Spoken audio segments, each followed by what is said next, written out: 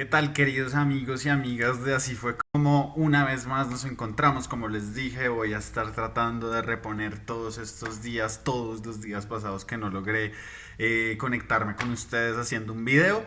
Entonces el día de hoy traemos otro tema también propuesto por una de las personas que sigue la página, María del Mar. Ella también es amiga. Entonces, bueno, aquí para complacerlos a todos ustedes y a todas ustedes, pues traigo también este nuevo tema que es la ley de víctimas. La ley de víctimas y restitución de tierras. Entonces, bueno, para ello primero que todo, pues hay que entender, como les decía, esta ley se hace en el gobierno de Juan Manuel Santos, en el primer año de su presidencia. Es una ley que en el momento es bastante controversial, visto que pues Juan Manuel Santos sale siendo el ministro de Defensa de Álvaro Uribe Vélez. Allí también hacer, digamos, algún tipo de precisión histórica para todas esas personas que dicen que Juan Manuel Santos y Álvaro Uribe Vélez pues son supremamente enemigos. En realidad pues lo son ahora, pero en algún momento fueron grandes amigos, tanto que Juan Manuel Santos pues se ganó la confianza de Álvaro Uribe para volverse el candidato del uribismo, la persona que iba a continuar con este plan político que es la seguridad democrática. Y bueno, y finalmente tienen, digamos, diferencias muy amplias. Yo ya lo he explicado de alguna manera. Hay uno que es más liberal, que sería Juan Manuel Santos, y hay otro que es más conservador, que sería Álvaro Uribe. No debemos olvidar que una de las cosas, digamos, primordiales que pasa durante el gobierno de Álvaro Uribe, pues es la disminución en la cantidad de la guerrilla que había en ese momento en el territorio colombiano. No debemos olvidar que la persona, digamos, que dio todos los golpes más grandes a esa guerrilla fue el mismísimo Juan Manuel Santos. Él sale de ese cargo, se vuelve presidente del país y él tenía bastante claro, él tenía ya bastante entendimiento acerca de cómo estaba la guerrilla de las FARC en ese momento.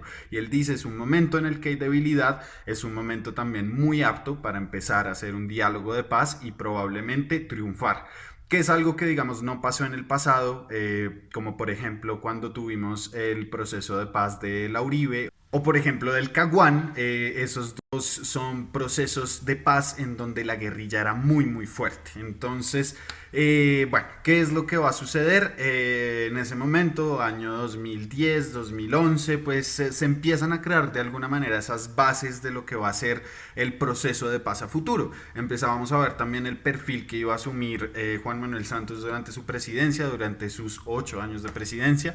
Y bueno, uno de estos, digamos, como cambios radicales que va a haber en cuanto a perspectivas que se tienen frente del gobierno, pues es este. Entonces sale la ley de víctimas. Esta ley lo que busca en principio, digamos así como su punto eje fundamental, es restablecer los derechos de las víctimas del conflicto armado a través de una serie de normativas o medidas jurídicas, administrativas, sociales y económicas. Eso es lo que busca esta ley. Entonces, primero que todo, pues tenemos que definir qué es una víctima. Una víctima, les leo, es toda persona o colectivo. También se puede ser víctima a manera colectiva. Esto es algo que pasa mucho más en las comunidades étnicas, como lo pueden ser las comunidades indígenas, las comunidades afrocolombianas, palenqueras, raizales o gitanas. Entonces, ¿qué es lo que va a pasar con estas personas? Estas son personas que han sido afectadas física, mental o se les ha afectado también su dignidad de alguna manera. Entonces estas son las personas que directamente van a ser vinculadas como víctimas. Aún así,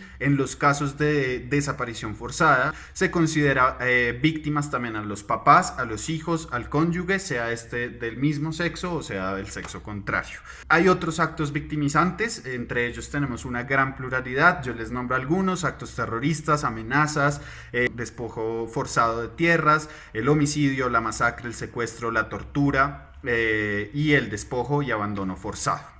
Estas víctimas, las que estamos nombrando en este caso, van a ser consideradas víctimas, digamos que van a entrar dentro de esta ley si han sido víctimas de estos hechos desde el 1 de enero de 1985. Eso es algo que tenemos que dejar claro porque obviamente, digamos, hay víctimas del conflicto armado que van antes de ello y también, digamos que estas víctimas se contemplan hasta casi que 2010-2011. Obviamente, dicen, todos los casos que sucedan después de esto, pues van a tener que ser también, digamos, como dialogados, tienen que entrar dentro del registro nacional de víctimas, el registro único de víctimas, que es también una parte de esta ley. Pero digamos que ese es el periodo de tiempo, desde el 85 hasta el año 2010 aproximadamente. Igual lo que les digo, hay otras víctimas y también hay que dejar en claro que el proceso de restitución de tierras se le va a hacer solo a las personas que hayan sido despojadas de sus tierras en el año 91, desde el 1 de enero de 1991. ¿Por qué se hacen estos márgenes así como tan claros? Pues es una cuestión también de la capacidad material del Estado de poder recoger datos y también de poder restituir. Igual, digamos que las personas que están antes de esos periodos también tienen la capacidad de recurrir a ello, pero pues hay que entender que muchos de esos procesos ya están, digamos, como salvaguardados. De pronto hay uno que otro que no, pero digamos que entrarían dentro de otro tipo de legislación, no se contemplan dentro de lo que es esta ley. Entonces, bueno, como les decía, entonces esta ley lo que busca es restablecer esos derechos. Hay, digamos, como varias perspectivas étnicas, que era lo que les decía. Las perspectivas étnicas también entienden un tipo de reparación basado sobre sus propias herramientas jurídicas. En Colombia también hay algo que se llama la justicia propia. Si quieren también les puedo hablar de eso en otro video. Es simplemente como entender que cada una de las comunidades étnicas también tiene un tipo propio de ejercer la justicia y va a ser respetado en el marco de esta ley. Bueno, digamos que así para también nombrar los casos de despojo de tierra que se reconocen dentro de esta ley, pues va a estar el abandono forzado, el despojo material, el despojo por venta forzada, el despojo por título fraudulento, mediante sentencia judicial, ante caducidad administrativa o por conflicto armado. Entonces hay varias razones por las cuales las personas en el marco del conflicto armado han perdido sus tierras y lo que se intenta con esta ley es digamos que ampliar bastante ese marco para que todas las personas que están en búsqueda de recuperar sus tierras pues logren hacerlo.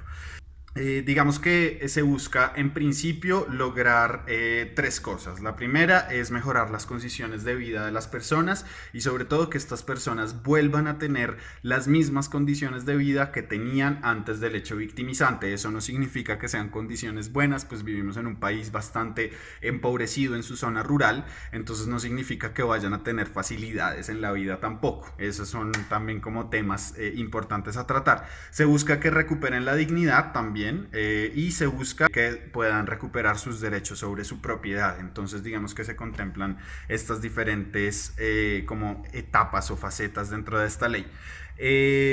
Bueno, se ofrece atención prioritaria también a mujeres, niñas y niños víctimas del conflicto. Esto es algo que también vamos a empezar a abordar bastante durante el gobierno de Juan Manuel Santos y es algo también que se va a abordar bastante en el momento de hacer el acuerdo de paz. En el acuerdo de paz también tenemos todo lo que es la perspectiva de género. Entonces se entiende, digamos, como la diferencia entre ser un hombre y una mujer dentro del conflicto armado. Obviamente si se es hombre o si se es mujer, las violencias que se sufre dentro de ese conflicto armado pues van a ser diferentes. Eso es lo que buscaba contemplar. Ahora, ciertos detractores del proceso de paz cogieron esta cosa y la empezaron a amasar hasta que dijeron que esto no era perspectiva de género sino ideología de género, que es algo muy diferente pero que también es muy respetable. Bueno, para entender también el proceso de restitución de tierras hay que entender que es un proceso gradual y progresivo. Este proceso se va a hacer en zonas que se llaman las zonas microfocalizadas. Son varias zonas que hay alrededor de todo el país para que esto se haga, digamos, de una manera paulatina, para que haya un seguimiento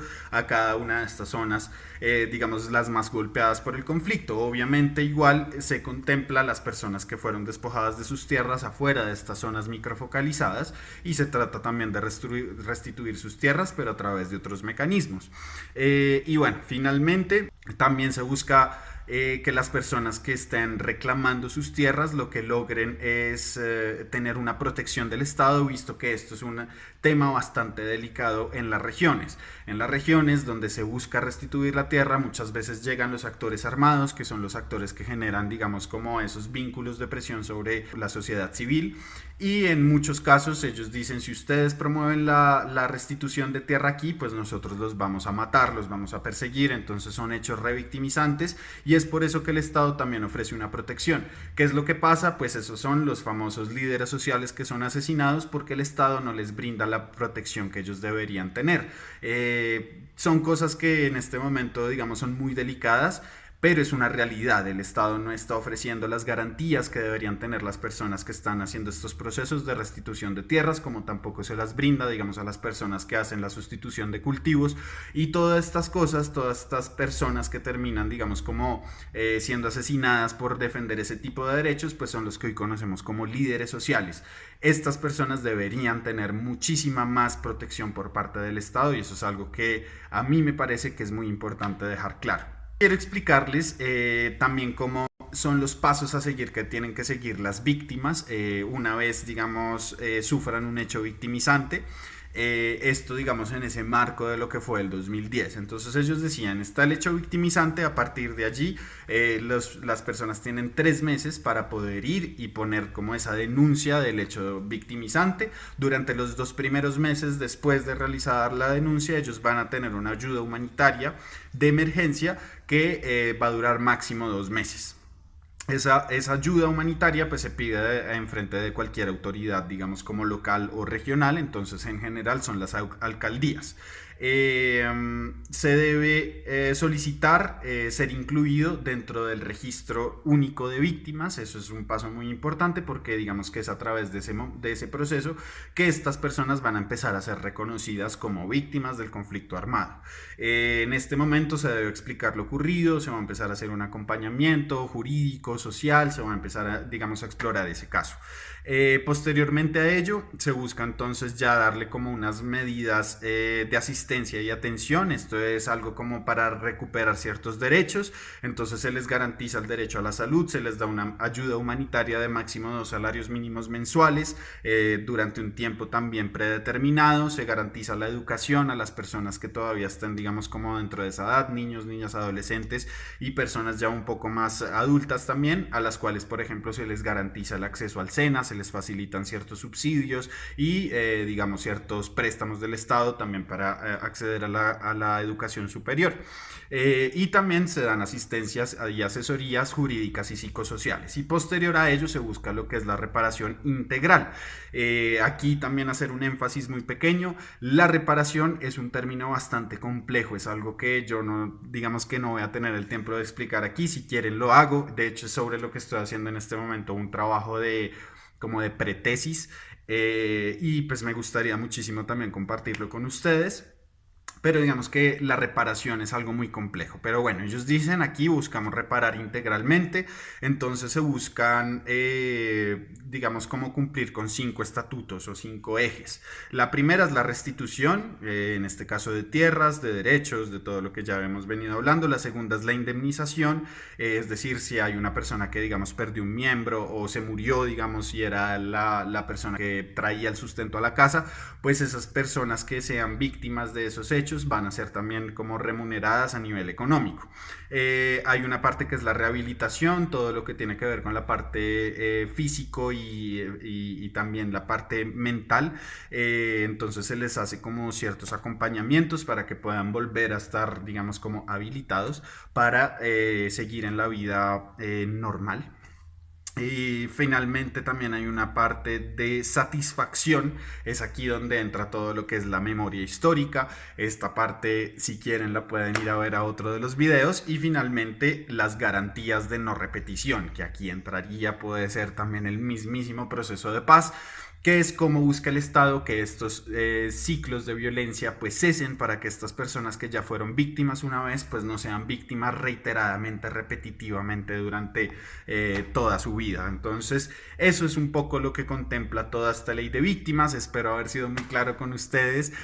Yo los dejo porque tengo muchísimo que hacer todavía en esta cuarentena, pero les mando un gran abrazo, les mando un gran saludo. Ya saben que si me publican aquí abajito lo que quieren escuchar, sobre qué quieren que hable, lo pueden hacer y yo con el mayor de los gustos lo hago.